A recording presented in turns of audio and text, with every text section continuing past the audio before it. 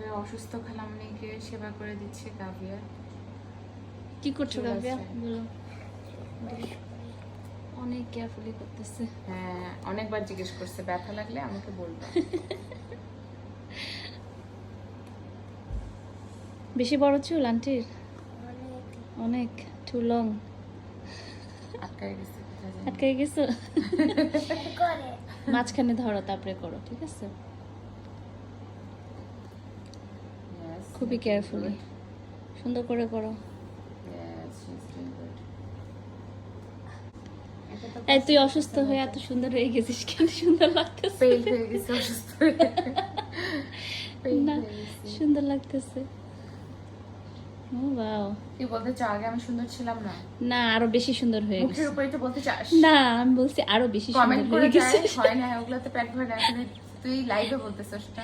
Live হই নাই, আমি লাইভ হই নাই। মনে রাখলাম।